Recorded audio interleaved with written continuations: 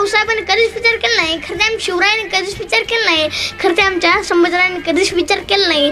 कोण कोणच्या जातचा आहे, कोण कोणच्या पाठीचा आहे, कोण काळा आहे, कोण गोरा आहे याचा कधीच विचार केला नाही. पण आमच्याच माणसांनी त्यांना जाती जातीच्या काउंटरवर वाटून घेतलं. डॉक्टर बाबासाहेब आंबेडकर म्हणलं, घेतलं दलित समाजानं वाटून. शिवराय म्हणलं, घेतलं मराठ्यांनी वाटून. ह्याच्या पुढे आम्ही त्यांना समजूनच घेतलेलं नाहीये.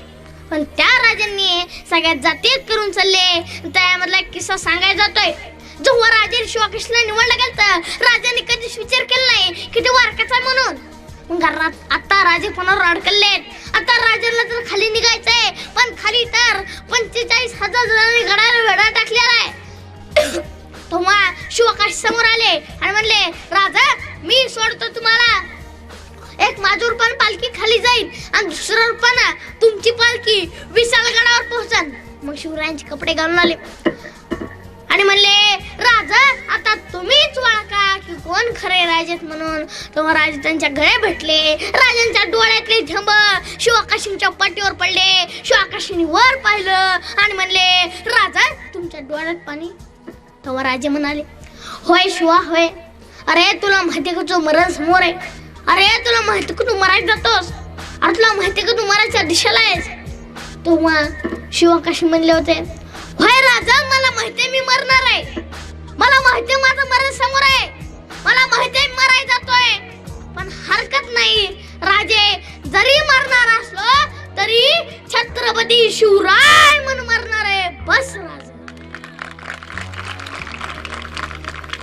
जेव्हा बाल शिवबा बाहेर चालत होते तेव्हा त्यांनी देशाचा अन्याय पाहिला. आऊसाहेबांकडे गेले आणि म्हणले, आऊसाहेब यांना कोण बंद करणार, अन्याय कधी बंद होणार, अन्याय कधीपर्यंत चाल जाणार. तो आऊसाहेब म्हणल्या, शिवबा अन्याय तुम्हाला बंद करायचा आहे, बंद करून दाखवायचा आहे. जिजाऊंचे संस्कार आणि आजच्याचे संस्कार. जिजाऊ म्हणले होते शिवरायांना, शिवाजीराजे घोड्यावर बसा, हातात तलवार घ्या, शत्रूंचा निपात करा. आजच्या काय म्हणती, सलमान खान हातात रिमोट घेऊन टीव्ही समोर बस. कधी कुठं सहलला गेलास तर बसच्या मधोमध बसायचं असतं. पुढून ठोकलं मागून ठोकलं तर सुखरूप बसायचं असतं. आई म्हणते बाळा शिवाजी व्हायचं असतं. बाफी जवळ असतो. बाफी म्हणतो, होय बाळा शिवाजी व्हायचं असतं. होय बाळा शिवाजी व्हायचं असतं. कधी कुणाच्या कार्यक्रमाला जायचं नसतं. जरी गेलास तरी सहभागी व्हायचं नसतं. मागं बसून शांत ऐकायचं असतं. पुन्हा आई म्हणते, होय बाळा शिवाजीच व्हायचं असतं. होय बाळा शिवाजीच व्हायचं असतं. उन्हात जायचं नसतं, पावसात भिजायचं नसतं. घरी एकट्यानं बसून कार्टून नेटवर्क बघायचं असतं. आई म्हणते बाळा शिवाजीच व्हायचं असतं.